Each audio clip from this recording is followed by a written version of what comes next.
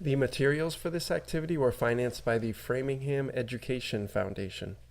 The goal here is speaking as a cooperative, as a collaborative task, and it's to give students an interesting activity where they are really need to work together to communicate. What students will end up doing as student outcomes varies really. There's a long list from learning to express an opinion to talking about the past or what happened on the weekend or foods or families, etc. So there are protective cases. There are actually not headphones inside the protective cases, and inside them a digital handheld voice recorder with a red button that you use to start and to stop. That is start speaking, and that's also the pause button to stop speaking before you start speaking again. There's a microphone at the top, and this is to record speaking. If students are sitting in desks in the classroom, those desks need to be put together into a table, all four together, not three and then pull up a chair. No, all four together with a shared focus, shared working space, face to face, easier for the teacher to walk around. You may have done a task like this on paper where there's one paper in the group. We all write our names. Everyone in the group writes their names. David, Maria, Javier, and Sofia. And say David gets the paper first. And he is going to write the sentence about what he was told to, what we did in class today. So he writes, today we learned about Spain. Javier has to continue this, and he puts a D for David, probably. D for David wrote this. Javier now, I learned that the capital is Madrid. And then he can put, that was Maria, sorry, M for Maria. Javier now it's Javier's turn, gets the paper, and he has to try and keep this going. I found out, I found out that, he decided to say instead of learned, that Spanish is not the only language. And then Maria says, no, say spoken. Okay, the only language, write spoken. And he writes spoken. And then Sofia says, no, in Spain. And then he puts a J for Javier. Fine, he's done. Sofia gets it now and says, I wanted to talk about paella, about food. I don't know what to do. And everyone tells her, wait, just put an intro to food. Next time up, you can write about the paella. So Sofia writes, the food was the most interesting part. And an S for Sofia. And now it looks like, as we pass the paper, David's going to get it again. And it looks like he's set up to write about food. Okay. Well, imagine this with a voice recorder. You say your sentence. Before you say it, you press the record button. And then you say your sentence. And then you press that same button, which is also the pause button, the red circle. And you pass it on to the next person who's not going to speak until pressing record again. And we actually are not using a paper. This is not the paper activity. The paper was just showing how you build the ideas together. This is doing it in speaking. So you record and you say something, you press pause, and then before anyone else has to speak, they have a chance to press record again. It's really basic idea. Press record, say one idea, press pause, pass it to your left, move this thing around clockwise, and be ready to help. Once you've spoken, you're not just vegging, you're looking, what's going to happen when Javier gets that recorder? Is he going to need my help? Is he going to freeze? Is he going to forget his idea? Some of the buttons, we can see more of them at the end, but the most basic ones, record pause is right here. The record pause button, we saw how that works. There's also the universal square for stop. You do not press that square button until you are ready to pass in your recording, until the whole thing is done. And that's important to remember. Once you press stop, your file will be saved automatically, and that would be at the end of class. Really, we just use the pause button. Over the T mark button, if a student presses that while it's paused, that would put audio tracks like on a CD player when you skip to 1, 2, 3. So after we all say our names, for example, if you hit the T mark before you start recording again, that will make track 2 on the same recording that then someone could flip through easily to listen to it. So that's not hard to use if students want to use it. The T mark button. They don't have to though. This power button is over here. How do you turn this thing on? Well, it doesn't stay in place, the switch. You push it down with your thumb and you hold down the switch for 2 or 3 seconds until it turns on. You can't really read it, but it says power on off. Hold that down with your thumb, and that's also how you turn it off. Hold down that switch until you see it turned off. Over here, the noise on the other side, the right side, noise cut, that switch should always be up. And the erase button, we're not going to use. You won't need to erase anything. You don't have time ever to start over. two things: touch noise and pop noise. Touch noise is when you pass around the recorder and you touch the microphone. Anywhere near the microphone, it's going to make a lot of noise. Since you're pausing, that won't be a problem unless the teacher were to say no hitting the pause button, but that's rare. Pop noise is when you speak right into that microphone. When you say like Peter Piper picked, you don't need to do that. You can hold the recorder to the side of your face a little. Just make sure the air from your mouth is not going right into the recorder. And handle with care is an important tip. We don't want these dropping on the floor like the TV remote does when you pass it around. The general idea here then, the whole activity, is students practice speaking on topic before they get any recorder in their hands, before that ever happens. They should be practicing like I speak, then you speak, and they can make notes to organize themselves. They just can't read them later. When recorders are passed out, then you should already have a plan. You might not remember it perfectly, but you'll be pretty organized, having an idea of how we were going to put this together. But when it's time to record, all papers should be put away. That is really important to understand. We can't just say, well, one paper out in case we forget something, or everything has to be put away. We do not want to record in this activity students reading from a paper. That is different. That means that we're going to rely on our memory for what we had written down before, but now we can't read. But also we're forced to cooperate, and that makes it fun also to do the best we can, make the best recording possible with the time that we've got, but not reading from papers. That record pause button, remember, you can press before you pass it to someone. You have time to help each other. And that coaching each other, when someone gets stuck, hey, you could say this, or don't worry if you forgot this part, just say that other thing we talked about before, that let's just do that even though you didn't plan to use it. You're going to need to now. Or wait, what are you going to say next before I record? Because I want to set you up for something that makes sense, that has some continuity to it. That's a good idea. Also use that other word we had practiced. We're interested in this situation. Say, I don't know, that you had to describe this and you've got no papers. You just have to describe this. And the point is here that we can get stuck on specific ideas, like I wanted to say practical joker and hydrochloric acid. Well, if you don't know those words, you just can't do it. What are you going to do then? Is what we're interested in. There was a show in the 80s called MacGyver, really cheesy, I think. And MacGyver could pull a paperclip out of his pocket to defuse a bomb, or take the wedding ring off his finger and use it to make a plane fly. Well, we want to be MacGyvers with language. What language have you got in your memory, in your pocket?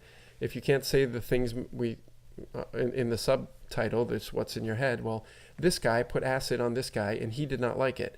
This guy works a lot. The other guy does not work enough. He does not think it's funny. He does think it's funny. If you can release yourself from that one idea that just you couldn't remember, didn't know how to say, you'll realize how many other possibilities there are, and you'll help each other do it. Everyone that is involved, even when they're not speaking, but everyone's voice will be heard because we keep passing that thing around. Your teacher may say, pass it around 8 times. Well, then everyone's going to speak several times. Or pass it around 16 times. Everyone's going to speak 4 times then. Practicing presentational mode in general, though, is what we're doing here. We'll record later in the language lab, and this is good practice for that. Practice for presentations in class. For the everyday use of the target language, this is just a good way to practice the language you're learning, to be put on the spot.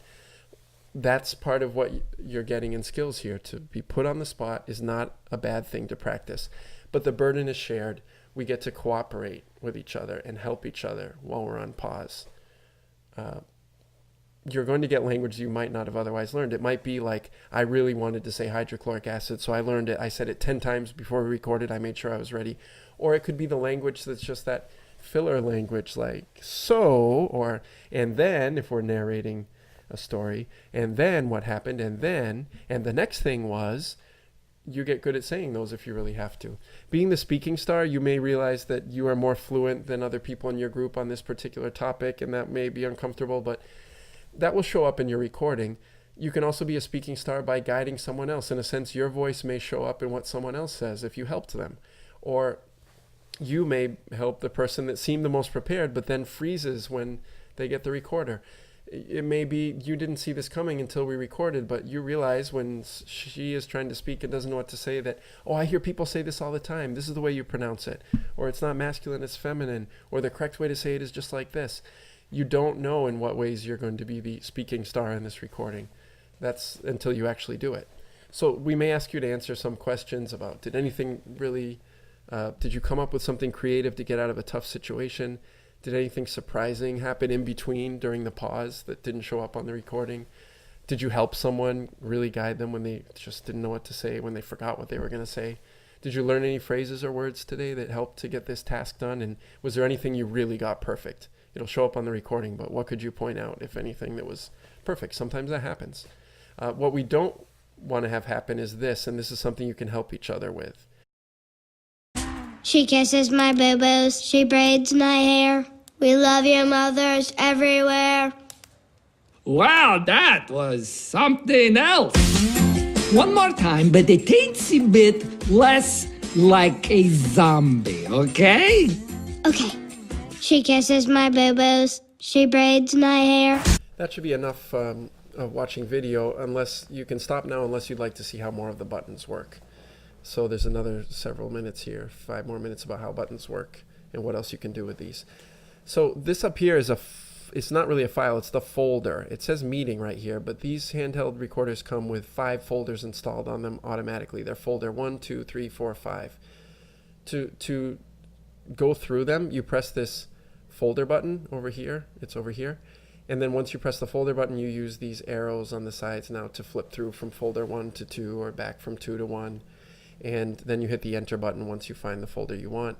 That would be useful if there are already recordings from other classes on here that haven't been removed yet, and you don't want to get tangled up with them, to have your own folder. The folders, actually, you can change the name of them. You know, this one says meeting, but to change the name of them, you have to plug it into the computer first. It would be useful to do that, I think, to have a folder for each teacher. This is where you plug in the USB to the computer. And then through the software that comes on disks that you have to install with this, you can change the folder names. But once they're on there, they're on there. So a folder name for each teacher and even for each period is very doable. We can do that. If you know you're going to be using it, you can put a lot of folders on here. The recordings, what these numbers on the front mean, this is just what you're going to see when you turn it on, where you left it. What these numbers mean, number 30 here means that there are 30 recordings right now in this folder. The 4 means that you're on recording number 4 of the 30. Okay, to flip through them, when that's not the button. To flip through them when you're already on this view, you just hit the forward button and the backward button to go to 4, 5, 6, or to go back from 4, 3, 2, find the recording you want, and then just press play. The triangle with the enter, the triangle, the white triangle is the play button. Over here is a track mark button. Students could have added track mark by pressing that during their recording, to say, here's a track mark. If you press the forward button, you'll skip ahead to the next part of the recording without having stopped it. Well, you can add them. This is how you press play. When you're listening, you can press track mark anywhere on the playback while you're listening to mark that as track mark. So students say their names, then you hit T mark. If you're really going to scrutinize these, you may want to be able to jump ahead to specific parts. You can use that. That's what that button is. I can explain it better if that doesn't help, I think, just by using the thing. The display, when you press display, you're going to see up here change from, this is the length of the recording, 1 hour, 23 minutes, 45 seconds. When you press display, it will change to the file name, which is a random assortment of numbers, random file names. Press it again and it will show you the date and time of the recording, which could be useful. If you long press the display button, long press is when you press it and hold it for a couple seconds, then you're going to get into the menu on the top, and where it says meeting folder, it will turn into a menu. And you use to flip through the menu, which has advanced options now, but some interesting ones. You use the forward and backward buttons, the ones that always become forward, backward. One of the things you could turn on, here's the forward, here's the backward. You could get into the easy search. It's not on, but you can turn it on.